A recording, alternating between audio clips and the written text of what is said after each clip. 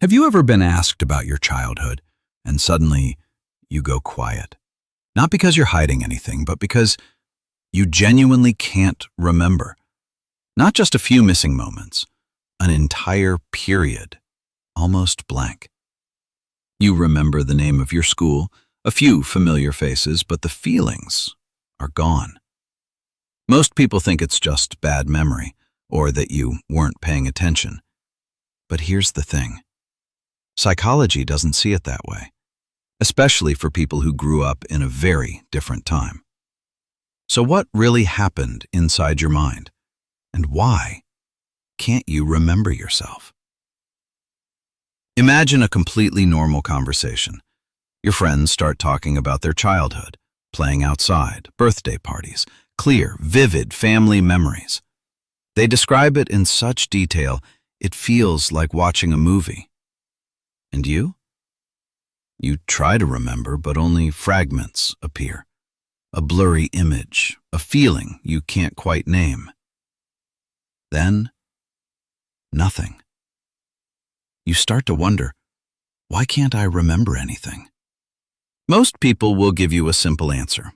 You just have a bad memory, or your childhood wasn't special. But for many people, that's not true. Because there's something most people don't realize. The brain doesn't just store memories. It can also choose not to. So the real question is, why do some people, especially Gen X, have childhoods that feel almost empty in memory? Is it random forgetting or a hidden psychological defense? Some people look back at childhood and feel no pain, but also no joy, just emptiness. No highlights, no clear moments. Everything feels blurred from the inside. And they assume it's normal, but actually, it's a very specific sign. When a child grows up in a stressful environment, the brain doesn't respond the way you think. It doesn't record more. It does the opposite. It starts to shut emotions down, not because the child is weak, but because that's how they survive. When conflict is constant or emotions are ignored, the child learns something early. Don't feel too much. And when you don't feel, you don't remember the same way. Because memory isn't just images. It's emotion tied to moments. Joy makes memories brighter. Pain makes them deeper. But when emotions are shut off, memories become weak, faded, disconnected, like files that were never fully saved. Picture a child in a home where things are always slightly tense. No big drama, just small arguments, long silences, a quiet sense of unease no one talks about. That child still goes to school, still plays, still lives a normal life. But inside, their nervous system is always on guard. And when the brain is in survival mode, it doesn't prioritize long-term memory. It only cares about one thing: getting through today. So years later, when you look back, you don't see a story, just scattered pieces. And here's the part that hits hard. You didn't forget your childhood. You never fully experienced it to begin with. Because a part of you was always trying not to feel too much. But there's something even deeper and harder to notice. Not all missing memories happen because you didn't feel. Some memories were hidden by your own brain. Not erased, not gone forever, just stored away. Because some experiences were too much for a child to process. And trauma isn't always dramatic. It doesn't have to be a big event. Sometimes it's quiet. It's when you're sad and no one asks why. When you express feelings and get ignored. When you realize early on no one is really listening.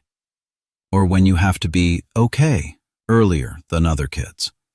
You're not allowed to be weak, not allowed to fall apart. So you adapt. You become strong, mature, reliable. But the cost is pushing part of your emotions down. Your brain understands something clearly. If I remember too much, I won't handle it. So it does the smartest thing it can. It separates you from those memories, not to hurt you, but to let you keep functioning. Imagine this, a 10-year-old child trying to keep peace in the family, reading adults' moods, adjusting themselves constantly. They don't have time to feel childhood. They're busy, keeping things from falling apart. Years later, when you ask about their childhood, they remember very little. Not because nothing happened, but because too much happened in a way they couldn't process back then. And this is where many people recognize themselves. You may not remember your childhood clearly, but you're very good at reading people. You sense the mood in a room instantly. You adapt fast, like you were programmed early. And you were. You grew up in an environment where feeling too much was dangerous. So your brain chose a different path. Not forgetting, but storing everything away. Many people think not remembering childhood is a problem, like something is wrong with their brain. But what most don't realize is sometimes it's a sign you adapted incredibly well, especially if you grew up in a time like Gen X, a time when kids raised themselves. No phones, no constant check-ins, no one asking how you felt every day. You went to school alone, came home alone, solved your own problems. It sounds like freedom, but at the same time, it shaped a very specific kind of brain. A brain always in figure-it-out mode. You didn't have time to pause and feel. You had to think ahead, stay stable, avoid trouble. And when your brain focuses on survival, it prioritizes action, not experience.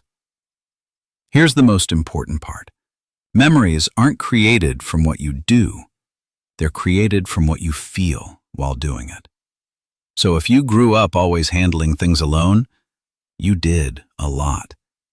But you didn't fully live those moments. Picture an 11-year-old cooking for themselves, doing homework alone, handling daily problems quietly. No one asks how they feel, and slowly, they stop asking themselves too. Years later, when you look back, you don't see a vivid childhood. You see a series of days handled.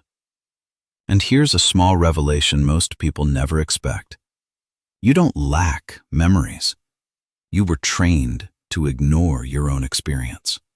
Because in your world, feeling didn't matter as much as taking care of yourself. And when you don't pause to feel, your brain sees no reason to remember. So when you look at the bigger picture, maybe the problem isn't memory. Maybe it's how you had to survive. You're not empty. You're someone who learned to protect yourself early. You learned to shut emotions off when needed, to keep going without help. You don't rely on feelings to function. You rely on control. And that has taken you far. What looks like missing memories is actually the trace of a nervous system that kept adapting to keep you stable. You're not weak because you don't remember. You grew up in a place where feeling too much wasn't safe. So your brain chose another way. Less feeling, less storing, but better survival. And this is the most important part. You are not missing a piece of yourself. You're carrying a version of you that had to be stronger than necessary. But here's what matters most. Just because you don't remember your childhood doesn't mean it didn't shape you. It's still there. In how you react to people, in how you avoid conflict, in how you carry everything on your own. This isn't just about memory. This is how your brain protected you. Those missing memories may actually be proof of adaptation. So the real question isn't, how much do you remember? It's, how did what you don't remember shape who you became? If this resonates with you, consider subscribing.